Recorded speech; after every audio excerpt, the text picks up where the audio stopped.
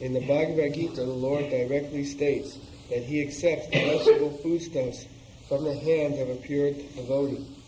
Therefore, a human being should not only become a strict vegetarian, but he should also become a devotee of the Lord and offer to the Lord all his food, and only then partake of the prasadam, or mercy, of God. Such a devotee can properly discharge the duty of human life.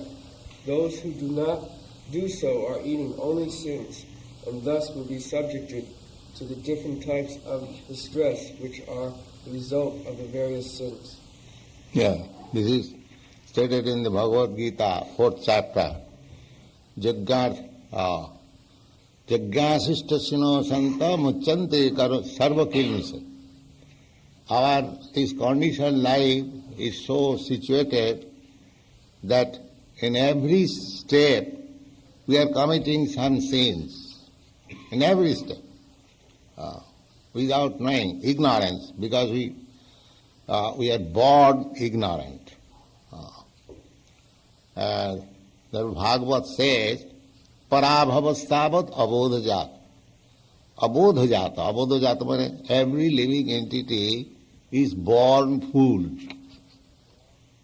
Therefore, there are so many educational institutions. If the man born maybe in very high family or in high nation, but he is a fool. Otherwise, what is the necessity of so many educational institutions? It is a fact. So, that foolishness, when it is come to light, that is stated in the Srimad Bhagavatam. Parabhavastavad abodhajata javanna jigyāsate ātma-tatyam. This foolishness will continue so long as he does not come to the platform of understanding self-realization. Otherwise, all these universities and institutions for imparting knowledge, they are continuation of that same ignorance and foolishness. Unless one comes to the point of understanding what I am, what is God, what is this world, what is my relationship, unless these questions come into one's heart and there is no proper answer, he continues to be foolish like animal and is subjected to different species of life, transmigration from one body to another. This is ignorance. So this is a very risky civilization. I may feel very comfortable that I am a spiritual master, or you may think very comfortable, I am born of a very rich nation, America. But the status of my life is temporary. I will have to change. I will have to change. So if I do not change for the better, then my life is very risky. Suppose a healthy man, if he is in the society of contamination, is it not his life is very risky? He may be contaminated and infected by disease any moment. So this ignorance should be dissipated. Here it is said that such a devotee can properly discharge his duty of human life. Those who do not do so are eating only sins. Bhuñjate te aghaṁ pāpaṁ je pacanty ātma-kāraṇāt. Anyone who is cooking for himself. The difference between of cooking here in this temple and in ordinary house is that in ordinary house they are cooking scenes. The cooking, it appears that is same. These people are also cooking. But this cooking and that cooking is different. Here there is no scene. Because it is being cooked for Kṛṣṇa. Yajñārthe. Yajñārthe. Karma, nyatra. Beyond this field of activities, Kṛṣṇa consciousness, everything you are doing pious or impious, you are become implicated with the laws of nature. Generally, you are being implicated in sinful activities, generally.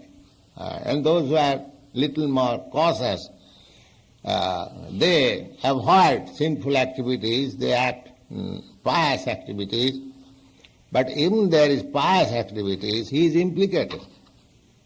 This I have explained several times, that if a man is pious, he has to take his birth in rich family, Janmai Sadyasudin, a very aristocratic family, rich family. He may become next life very learned, scholar, very beautiful. These are the results of pious activities.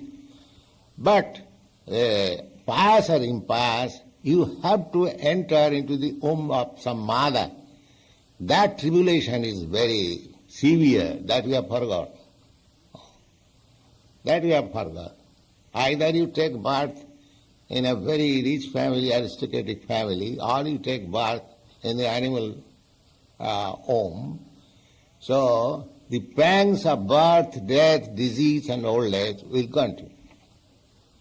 So Krishna consciousness movement means to make a solution of these four things: birth, death, old age and disease. So if we act sinfully and if we eat sinfully, then this life of birth, death, old age will continue. Otherwise, you can make a solution, and as it is stated in the Bhagavad Gita, tatta deham punarjanmanaiti mameti kaunteya.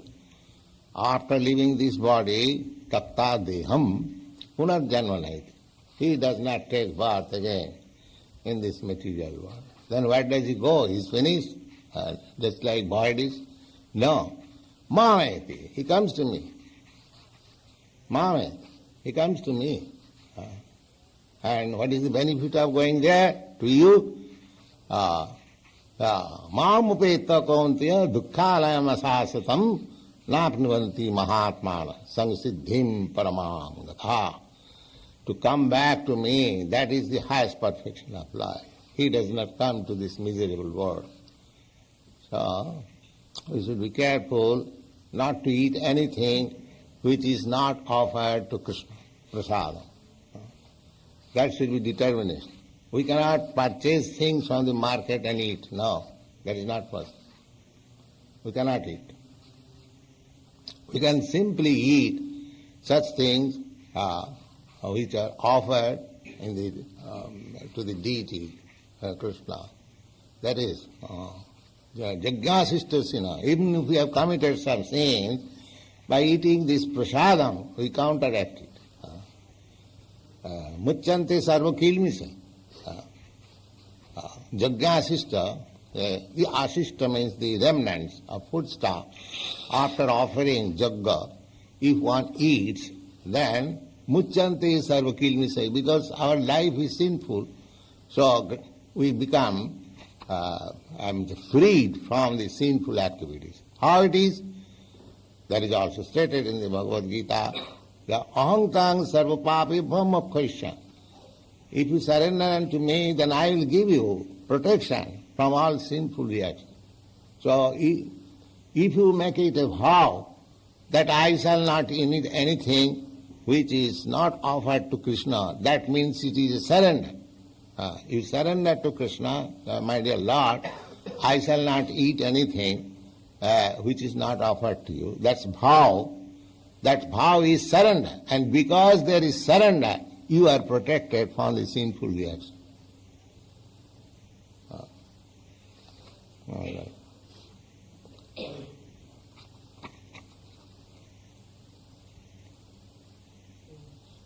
All right. Okay.